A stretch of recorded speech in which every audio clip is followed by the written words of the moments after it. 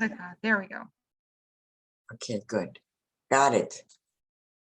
So before we start, I just want to welcome everybody to the 4th annual WHSAD and Project Witness Holocaust Survivor event. And today we are honored to have Mrs. Toby Levy here speaking to us for the 2nd time. We are looking forward to hearing from Mrs. Levy again. I'm very happy and honored that we are all here to hear her story. We're moving further and further away from the Holocaust as an event. And as the granddaughter of Holocaust survivors myself, I'm honored and privileged and very much looking forward to hearing Mrs. Levy's story with all of you. So without further ado, Mrs. Levy, go right ahead. Thank you. Good morning, everybody. Thank you for wanting to hear me again. I know it's another class, but it's great. Thank you. So I'll get right to it. I was born the same year Hitler came to power, 1933. Right after the First World War. I was born in a small town. The name is Chodorov. Close, it's Ukraine now. Close, very close, a half an hour by car from Lviv. I'm sure you're seeing it now when the Ukraine is with war with Russia. You always see Lviv. It's a beautiful big city. 1914, my father was a soldier. The First World War, my father was a soldier in the First World War for the Germans. He wore a German uniform. So when Second War, when Hitler came to power and the German Jews started realizing that Hitler told them very clearly, I don't like you, I hate you, you gotta go, go, go. The German Jews had a chance to run, but somehow they didn't believe it. They didn't understand the hatred. The Polish Jews didn't have that chance, but once it started in the Polish Jews, it was too late to run. The German Jews had a time to run. So in 1933, Hitler came to power. By 1938, some of the German Jews ran, but most of them ran after 1938, which was the Kristallnacht, and they realized the German is serious. The reason I think the Jews didn't believe him, because we never in our history of 2,000 years living in other countries, we experienced that kind of hatred. We experienced pogroms, which means disrupting, hitting, killing one person, maybe disrupting, looting, but life went on and you were able to live and continue. But this time was different. Hitler meant he hated the Jews to the degree that he did not see them as humans. He wanted all the Jews to disappear. And none of the countries wanted to take him in. Hitler said, then I know what I want to do with them. Kill them all. And he started doing it. So in 1939, he made a pact with Russia and divided Europe. I was occupied 1939 by the Russians because the part of Europe that I was born is closer to the Russian border. But on the other hand, my husband is closer to the German border, so he was occupied by the German from 1939 on.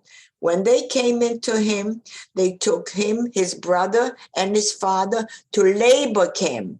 I, on the other hand, 1939, I was 6 years old. I had the Russians.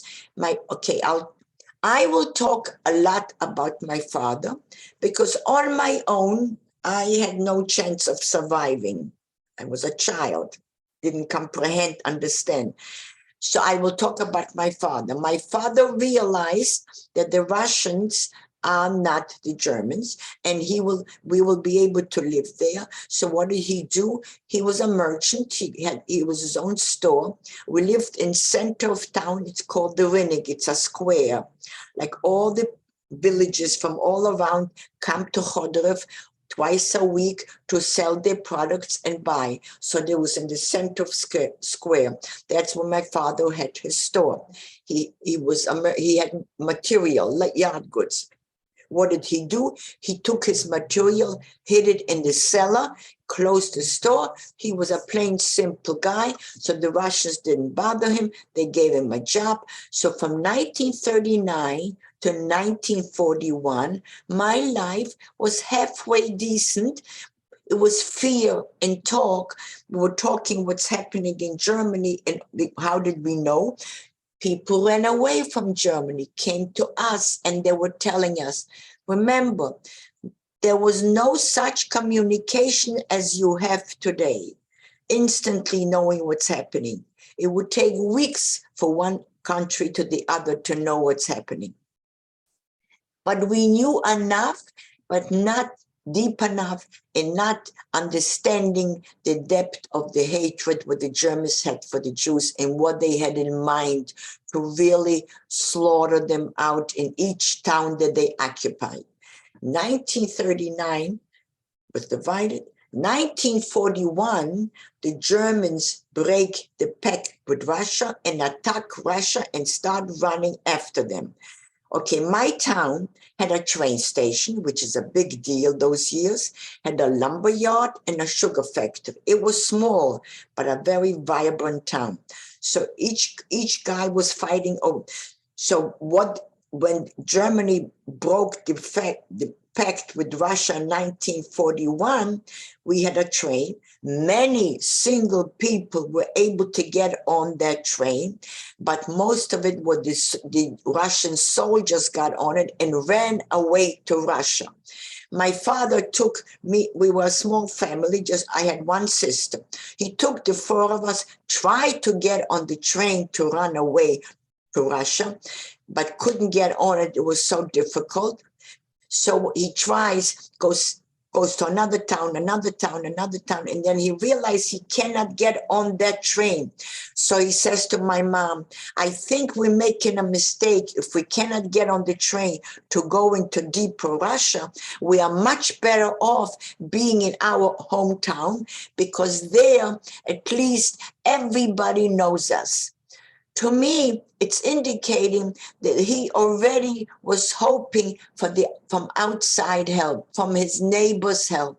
He already planned. He realized he understood, but he was powerless to do something about it. He couldn't. There was no way. Returning back to our hometown, and sure enough, 2 days later, the Germans walked in. I will never forget that.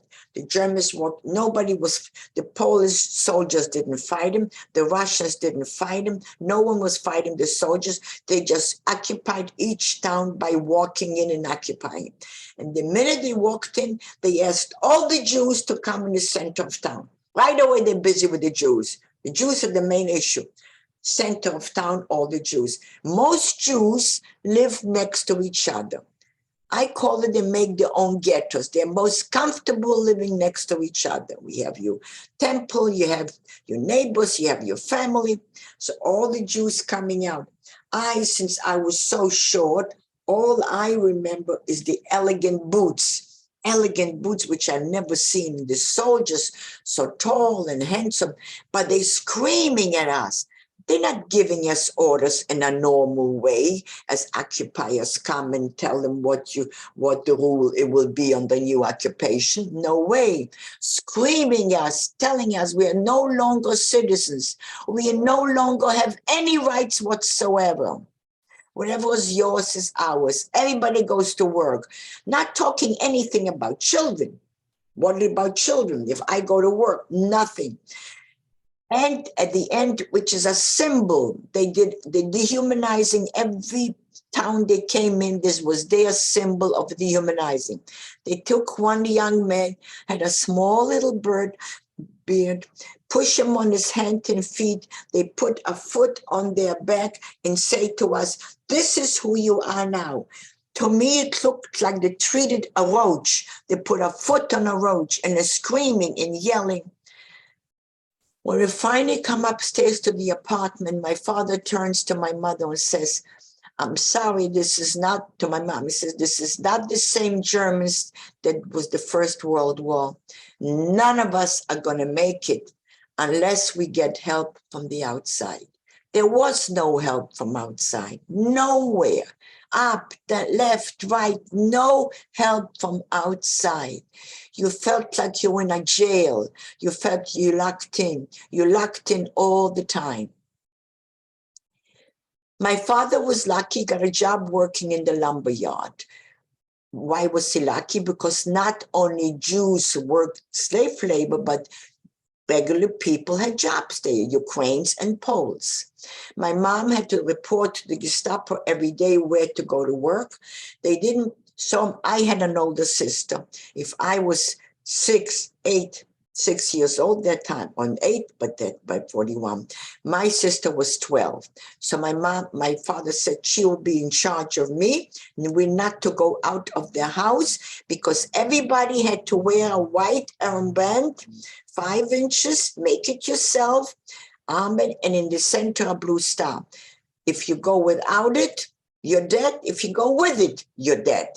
Because if I go without it, the German doesn't know I'm Jewish, but the Ukraine and the Poles will tell the Germans she's a Jewish child and she's not wearing the armband. So I had no chance making it outside. So my father decided that the 2 of us should stay home and my sister's in charge of me. And that's what we did. And he said to us, don't open the door to anybody. The Germans didn't care. When they wanted to come in, they didn't knock on the door. They broke the door. Once they broke the door, came in, took whatever they wanted. My sister and I were sitting underneath the kitchen table. They did not touch us. When my parents came home from work and saw the disaster empty house and looked for us, we were shivering. I will never forget that fearful feeling, never. Sitting underneath the table and shaking, seeing our parents, and they looked at us, and what happened? We didn't even able to answer. Anyway, my father worked in the lumber yard. He counted on his neighbors to help him, and they did. The Germans picked up Jews and sent them away whenever they want. They did with us whatever they wanted. But let me tell you something. If you didn't listen to do what they told you, they didn't hesitate to kill you instantly. And a person has a desire to live because life is worth living. Everybody wants to live. So you're hoping that tomorrow maybe will be better. So you follow today. One day, when my father works in the lumber yard, one of the guys, my father's name was Moshe. My father was born in town. His grandparents were born there, so they knew him. He was a merchant. He was very well liked in the city by Jews and non-Jews. He was a good human being, but that's not the point. There were many good people, but somehow he was lucky. One guy comes over and says to him, Moshe, it's going to be a big aktia. Aktia means actually killing, shooting. Find a good hiding place, not behind the door or on the roof. So my father had time to make himself a hiding place. So he built a hiding place. I'm not going to bother describing, it's not important. He made a hiding place in the cellar. Again, months later, the guy comes and says to him, I think it's going to be this weekend. He had help twice. We had time to go into the hiding place. We went 4 of us. He took his sister and his 3 cousins of mine. One was younger than me.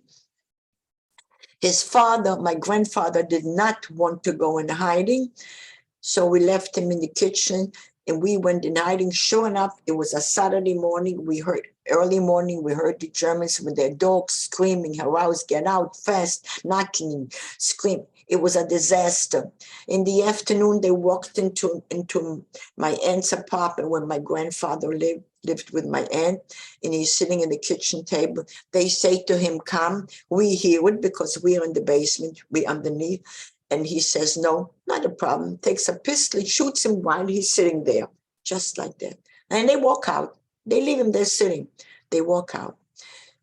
Very, very late in the evening, we thought we are done. It's quiet, but very late in the evening, the cellar door, it said the cellar, you didn't come into it from the apartment. You came into it, this open to the cellar door. It was outside on the street to get into the cellar. Very late in the evening, the cellar door opens up. I was not the youngest, but maybe too far away from my mom. So I gave her very quietly. I said, just like them, very quietly, they heard a noise. They start walking down the stairs with the flashlight. We scared stiff. We lay stiff because we know my father made a new wall there. We knew, but still, it's secure. He put stinks again, but still, you never know. They touch the wall. They can touch the wall. So my aunt put in on the infant. She had an infant little girl. She put a pillow on the infant. It shouldn't scream. As they're walking down in the middle of the cellar, a big cat comes out and says, meow. And the Germans turn to each other and says, oh, it's only a Katze. It's only a cat. And they start laughing and they walk out. We realized we made it this time. We stayed there a day or two and we came out and we realized everybody else was killed. Very few people left. Germans used language of deception. Even if you understood the deception, there was very little in your power to do. Like they said, they're going to relocate the remaining Jews to the big city Lvov, because Lvov had a big ghetto, had 20,000 Jews, where Chodorov had 5 only. So by the time after the first Aktia was left probably maybe 500 or 1,000 the most. My father comes, when he heard it speaking in the lumberyard, so he comes home and tells to my mother, this is what I heard, but I don't believe them. I am not going. Where are we going to go? What are we going to do? That's the issue. Even if you knew not to believe, there was no place to go. He says, I am going to look someone to hide us. So my mom's sister and 2 younger children, and my mom's grandma was still alive. She said, I will go with you. Let's look for somebody to hide. They both look and they find a woman. Her name is Stephanie Struck. She has no husband. The husband was the conductor on the train. So he was driving the train that went deep into Russia. He didn't come back because the Russians didn't come back. So she said, how many people are you? So it was supposed to be 10, but only 9 of us make it. So where do you hide? She has 2 children, but she's not telling the children. So she lives in the center of town. After the house is a garden. After the garden is a barn, the old-fashioned barn, not big, made from panels. My father says, I'll make a divider in the barn. So enough for 9 people to sleep. So his head, like 4 feet by 4 feet, head to toe, head to toe. I want you to picture the space we had to sleep. If one person at night wanted to turn, all 9 of us had to turn. And then he gives her money we didn't have. So we can't say that she did it for money because we didn't have. What my father did have was material. So he gave her 1 sack full of material and said to her, that will be your selling money to buy food. And he said, buy livestock to put into the barn. That would be your excuse to bring us food. So she buys a pig and chicken, puts them in the left corner, and we sit in the right corner. When everything is done, the women and children, we went in hiding every night. Somebody else, she took us. The 2 men were still working because they were afraid you shouldn't be suspicious. Waited till the very last minute. When the Germans started picking up the remaining Jews putting on the train, it was a whole chaos. And everybody started running in different directions. People got scared. They realized not to believe the Germans, that they're going to take him to Lvov. So my father and my uncle made it to the hiding place. My single uncle never made it. He was picked up, put on the train, put away. We sit very quietly in the barn. 2 weeks later, Stephanie comes in and tells us there isn't a single Jew left in Chodorov. Sit quiet. Of course, we're sitting quiet. There's not much we can do. It's pitch dark. So during the day, we would come outside in the barn, stretch our legs, and then go back sitting. That's the only exercise we would have. 3 months into our hiding, 3 adults are standing in the center and stretching their legs. The rest of us are just holding their heads out from there and looking inside the barn. The pig and chicken are on that corner. We are on the right corner. The big barn door opens up. Stephanie standing in the middle, and the Ukrainian police on the right side looking in. Out inside is pitch dark. Outside is very, very sunny. She knew she has people. He did not know. The Ukraine police didn't know. He was blinded by the sun. Or I say, Stephanie was the angel between him and us. And the pig and chicken start running towards the door because the door is full of light, the sun. So he is looking at them, not here. He did not see us. If he did, I would not be here today telling you the story. I guarantee you I wouldn't be here. She's standing there for quite a few minutes and is realizing what's happening. Finally, she closes the door, the barn door, goes away, comes back a couple of hours later and says to us, I can't keep you. I'm afraid he saw you and you got to go. I'm leaving the door open, do what you want. My father's begging her and telling her he did not see us because if he did, he wouldn't leave us. Why would he leave us? He would pick us all up right away. He's a Ukraine police guy. He works with the Germans. She says, I'm afraid I can't handle it. You got to go. We have to go. We have to go. We have no choice. So where did we think we're going to go? We're going to go to the forest. There is a forest, but she's in the center of town, so we have to go the other half of town. There is a little lake, but it's not a problem. It's not deep, but there's a big open space. That to cross is a problem. 9 people crossing there till we get to the forest, people could see.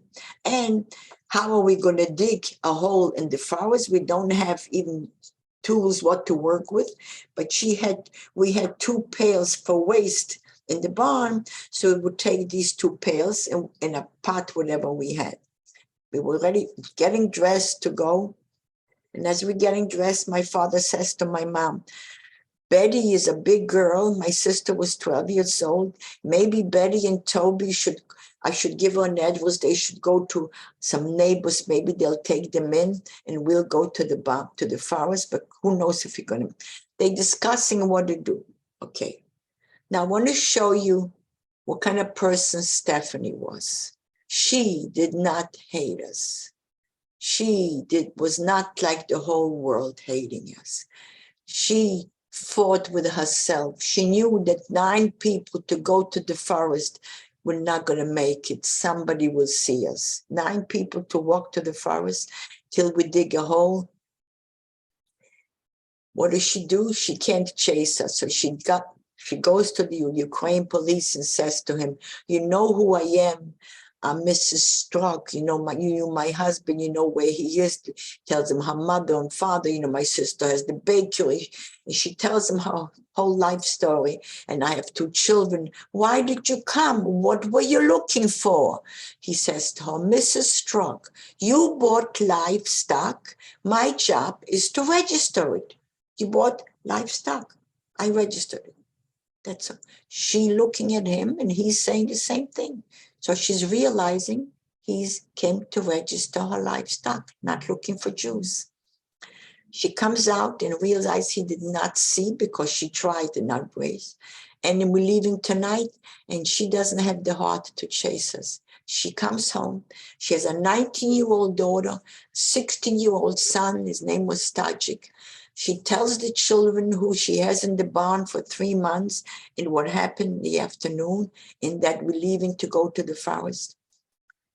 16-year-old boy, Tajik, turns to mom and says, Mom, you can't chase him. They will never make it. I will help you. Maybe together we can save him. And then he says to the sister, you stay away. This is not your job to listen. You socializing with the German officers, me and mom. I will never, ever forget the rest of my life. When Tajik opens that door, we were all dressed to leave. He says to us, "My name is Tajik. I know who you are. You're not going any place, but this hiding place where you are now is not good. You're not going to make it. We'll make a better hiding place." And he did. He went one layer higher, made a whole floor, put a lot of hay. So us children, we could stand, the adults could sit, but we had more room to lay. That's where we stayed for 2 years. Tajik and Stephanie, whatever food she could bring us was the only diet we have was bread and potatoes. Every single day was a miracle. My father had every day a miracle, write down the miracles. My father was busy teaching us not to hate. If he used to say, if you hate, you will destroy yourself, not the person you hate. And he used to say, someone will have, I know that someone will survive this war. No way are all the Jews going to be killed. They're going to be survivors, and maybe it's us to tell the world. And when I used to watch the kids play outside, barns are made from panel. So what Tajik did is one panel open inside really big so we can see the world. That's what I spent 2 hours. He used to, when I said to my father, "What did you do wrong? Why can't I go play?" He would say to me, "I don't know, but if we make it, you will go to school, you'll get educated, you'll figure it out, you'll tell the world what hatred can bring to such disaster, such hatred. You've got to teach children." I fulfilled my father's wishes. I try hard to teach what hate would bring. I always tell children, please go home and talk to your parents. Understand what hatred is, because only hatred can lead to such a disaster. Anyway, 2 years, Tajik watched that barn 24 hours. We would never have made it without him being there. She supplied the food. He watched not much food, bread and potato, but Tajik 24. I'll give you 2 examples. Once my uncle wanted to know what time it is. He puts a flashlight and looks. Sure enough, those full Germans looking with their flashlights. Tajik is outside with his flashlight, saying, "It's me, it's him." Tajik had friends and they were playing ball. It's normal. The barn door is open. They have balls, they have stepladder, they have everything in the barn door. One of his friends takes out a stepladder, puts it against the wall, and starts climbing. Tajik got scared. If he goes up and puts his nose against the wall, what did he do? He grabs the stepladder under his feet and says to him, "You think, what are you looking for? You think I'm hiding Jews? Come, the door is open. Let's go check it." He dared his friends. He was not afraid. Unbelievable. We had 2 pairs of waist. There would be a certain knot, but still the waist would be down. If somebody walked in the barn and saw human waist, there would be a problem. Every day was a miracle. The 2nd year in hiding, she took in German officers to live in her house. We asked her, "What are you doing?" She says, "I am safer and I have more food. I have to do what's good for me." Mainly was the day is long. When you're hungry, we had mice, lice, rats, hungry in fear. You really want nothing except lay down and sleep. But my father made sure that he's teaching us the right values in case we make it. The last few weeks of the end of the war, I will not, one more thing, I will never forget 2nd year in hiding when the Russians finally stopped the Germans in St. Petersburg started pushing them back, she gave us 3 knocks. 3 knocks was something that she wanted to tell us something. We come to the hall, whatever, we had a code. She tells us there was hope at the end of the tunnel. The Russians stopped the Germans. They're pushing them back. Second year. That's when she started. The first year, she gave us no information what's happening. Second year, she started telling us how close they are. She was an amazing, and so nostalgic. But the last few weeks was so bad in the bombing that she went away and she said, I'm sorry, I'm taking my kids, I'm going, I can't be here, it's too rough. We were alone with the Germans, and every single house around her was lost the roof, her house and the barn is standing. Isn't this a miracle? I tell you, I'm a miracle child. So my grandma, my uncle started screaming, I'm scared, we're gonna lose the roof, I want out. My father says, nobody's going out, we all sticking together. Whatever one does, the other does. What does he do? Let's dig in the barn out a hole for all of us, in case we lose the roof, to sit in that hole in the barn. That's where we were when we heard the Russian language.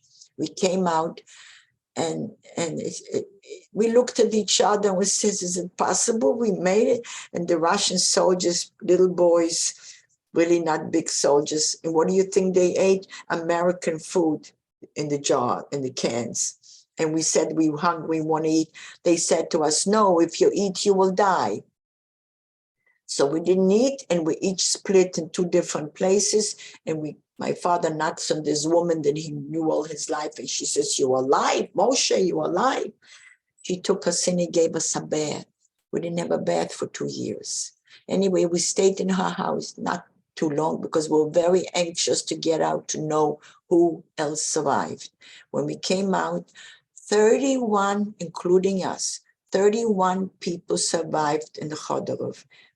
5 kids, 4 of us, 1 more, out of 5,000, 31 people, all in hiding by non-Jews, righteous among the nations. Nobody came back from many places. What we did find out, that he put the Jews that were supposed to go to Lvov, put them on the train, took them outside and shot them all. My father was right not to believe. Had he followed, we would never have been here. I was liberated in 1944, almost a year earlier than everybody else, by the Russians. 1945, when the war ended, the Russians said to us, go now you can go. Just like my father said, there were some Jewish survivors looking for others, taking us out from each little town, collecting us, putting on a train, taking us. This by itself is a trip to tell. We finally came over to the American zone. I came over to the American zone in Austria, Ebelsberg. It was a big, displaced persons camp, a big army camp, huge. Jews from all over came there. So I was there from 1945 to 1949. But let me tell you, these were the best years of my life. We were all kids. We had teachers right away to teach, to learn. And you know what? Nobody was busy hating. Everybody was busy learning to make a life to go forward. We had teachers right away, teach the children. And in 1948, we got an Israel. So we had and all the doors open in 1949. So my parents decided to come to the United States. 1949, my family, the 4 of us, came to New Orleans. September, just before school starts, which was perfect. I had to register to go to school. I had to go to 1st grade, even though I was 16 and a half, but I learned the language fast enough that within the year I was able to graduate 8th grade. So 1949, my sister and I married young. We moved to New York, but my parents stayed on in New Orleans. But let me tell you, The American Jews didn't understand, didn't add the dots, but they were there to help the survivors to try and settle. They brought us over, helped us get a job, helped us go to school, helped us get an apartment. But my sister and I came to New York 1950, 53, 54. We got married very young. I married a survivor. But I tell you how survivors talk to each other when they meet. Where were you? How'd you make it? Once you have the passcode, where did you make it? How did you make it? Life goes on. We learn. All my good friends, I still from that period of time, 1945 to 49, that I made. We still correspond wherever we are. We meet. We had reunions. It's like a family reunion. Not too many families survived with children. Mine was very rare, but it was there. I got married, had children. I raised children. Finally I have 2 children, very highly educated. I have grandchildren. Finally, I had time.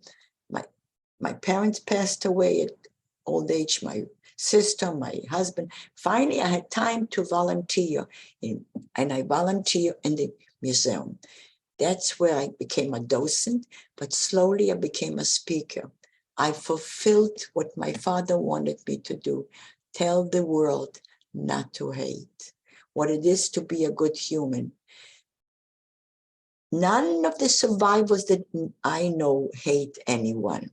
I'll give you an example. I'm speaking once to high school children, and a girl says to me, "Did you ever want revenge?" And I say, "I have my revenge. I'm Jewish. I have Jewish children, grandchildren, and great-grandchildren. That's my revenge." You know what she answered in a letter? "I never knew that you can have revenge without killing." So I did teach something. Now, before, I don't want to forget, I am Tajik, I don't forget, Tajik unfortunately died. My parents always corresponded with Stephanie and the children and her children, always. We couldn't give her any money till 1950s, till we came to the United States, and we were able to send her what she needed. Whatever she asked for, we sent her. Tajik unfortunately died young in the late 80s. It was the Chernobyl explosion. But my parents stopped sending because they passed away. My sister stopped. I took over. And the only way I was able to do, I said, I have to go back to Khodorov, took my cousins from Israel. I have to see who is alive. So who did I find? Her granddaughter with 2 children. I met her. I am still corresponding and sending. My biggest charity is to her. They recently moved to Spain. It's easy for me to speak to them on the internet. I never will forget them. And they definitely in Jerusalem, righteous among the nation, the 2. I always try not to forget to tell that story. Now I'll go back because I will always remember them. And now I'll go back to, so teaching to me is very important. And not only do I want you not to learn to hate, I want you to discuss with your parents. What did they know? How do they approach it? What does hatred mean? Why do they hate the Jews? Anti-Semitism is huge now all over the world. I'm going to stop in 2 minutes. Okay, I know we have to leave. I'm going to have to leave. Okay, I'm done. I'm done for questions. If I remember something in between, I'm done for questions. I want to leave time for questions. Okay? Some artwork in just a minute. They're going to come into my room in just a minute from their other class. But we have some students here who are going to present to you right now. They're going to come up to them.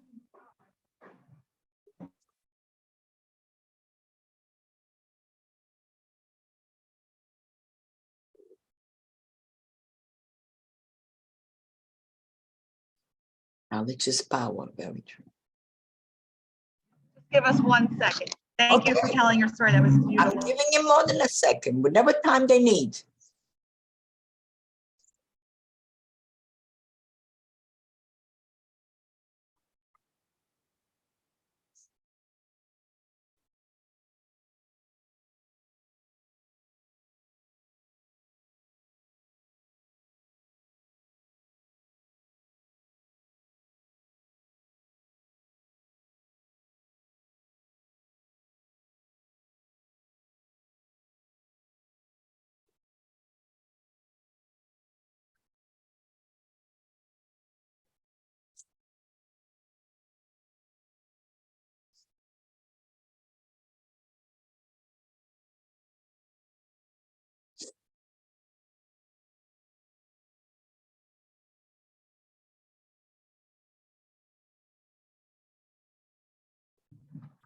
My name is Zayden. Zayden Dees. I'm in the 11th grade, and I drew a piece of your speech was very informative, and I like how it was overcome. And there's a quote: "Although the world is full of suffering, it is also full of the overcoming of it," by Helen Keller. And it's just a whole piece of overcoming. It shows like the tattoos. Yeah, yeah, that's it.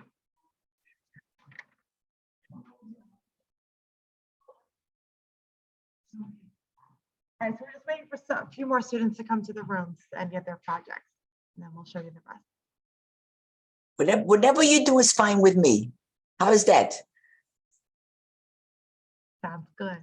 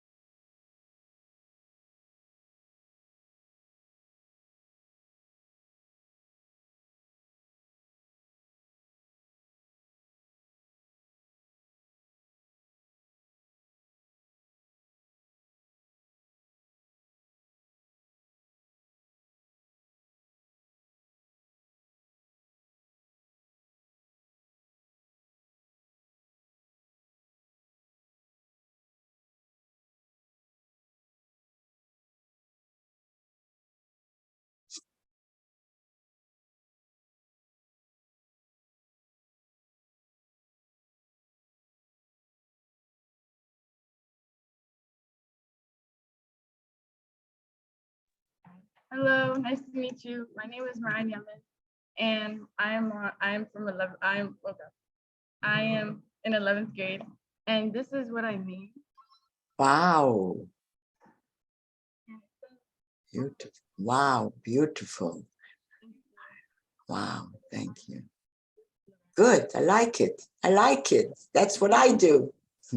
Yes, it's inspired me because it's like Right. empowerment. Yeah, I do. I do it all the time. You're gonna be you're gonna be my witness.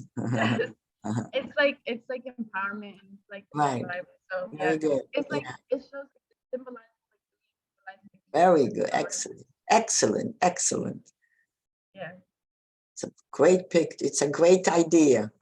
I love Thank the you. cards. I do it. I do it all the time. Yeah, same. All the time I do it. Yeah. Thank you. Thank you.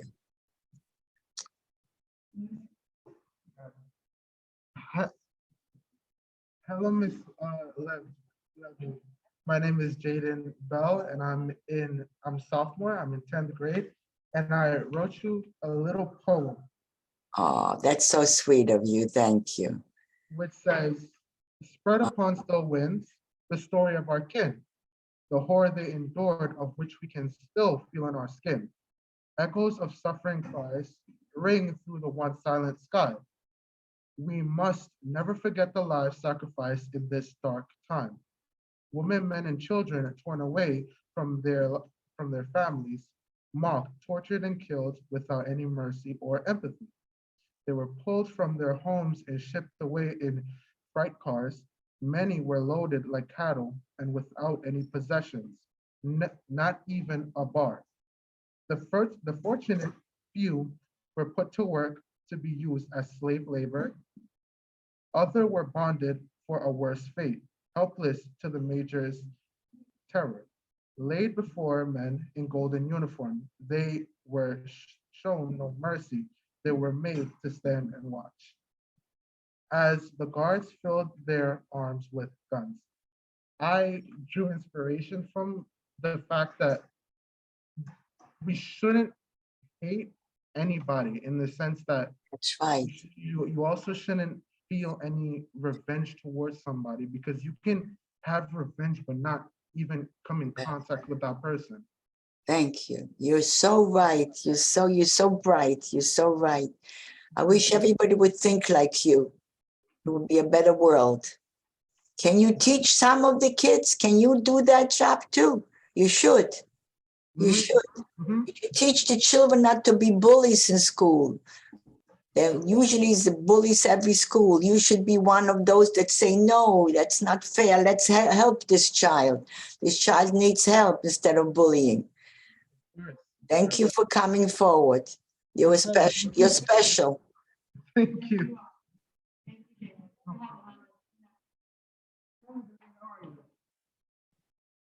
I'm one of the seniors at WHSAD. My name is Mohammed. I actually wrote you a poem today, so I hope you enjoy it. I Thank you. called this poem Hide and Seek, but it's told from like your perspective. You stole my breath. You stole my innocence. Now it can't be returned because what you stole can't be borrowed. You can't replace it. You can't replicate it. You can't even see it. Time is what you stole from me. Do you know what it was like? Do you? I dare you to look into my eyes that should have been fixated on the sun setting while my mother calls out my name for supper. Fixated on trying to find the neighborhood kids in a game of hide and seek. Now it was my time to hide, as well as my family, but we did not want to be seeked. The breath of my family still lingers in that hen. If I ever budged my leg while in slumber, my entire family would awake, crying that they might have been seeked. My father said at least one of us had to win, at least one.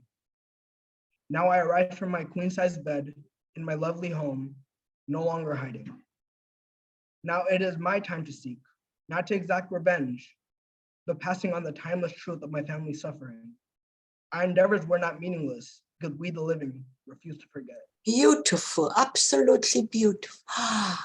Wow, you're gonna amount to. You should keep doing what you're doing. Keep feeling keep teaching other children like you are.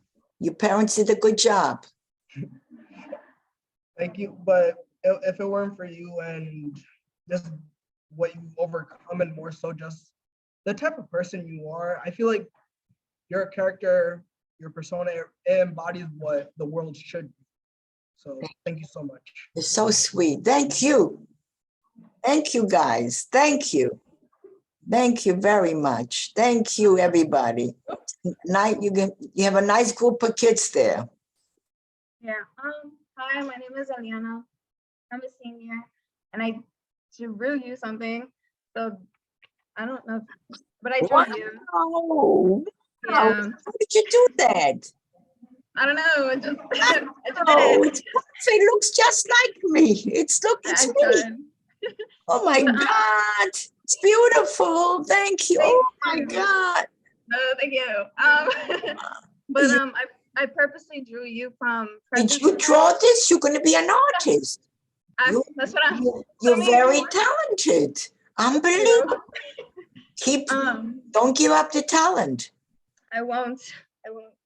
But I purposely drew you from present tense because you being here already speaks values, and the fact that I also like wrote in the back, so I'll read that to you because I suck at speaking. If you learned one thing, I am grateful. Then I don't mind doing one thing, one child only, to be a good person, to be nice and kind, to be moral. That's not to be a bully. That to me is very important in life.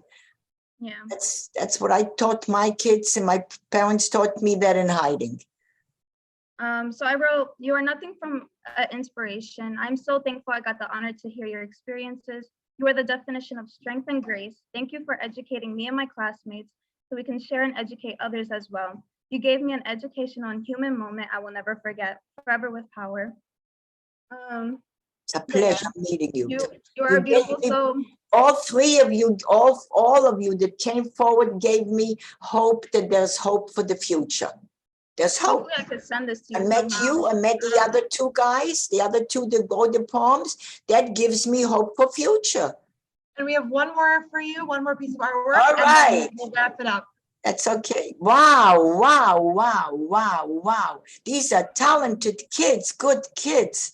I'm so proud to meet all of you. I'm so glad that I waited over.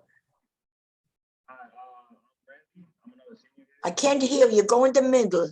Oh, my bad. That's better. Yeah, that's better. I'm Randy. I'm another senior here. I drew this. Wow. Yeah. So this is a flower that's Yes. like just growing outside of a camp, and I wasn't really aiming for accuracy. I don't know if this grows around there, but this flower represents hope in a lot of places. That's right. Yeah. I was just This I kind flower, of made this up on the spot. Yeah. very, very good. Absolutely. You should follow it up. You are a good person just to think of that. Thank you. Tell your parents that you are great young men. Discuss everything with listen to your parents, all of you. Listen to your parents. You'll come out great. I believe in that. Thank you for coming forward. You Thank gave me hope.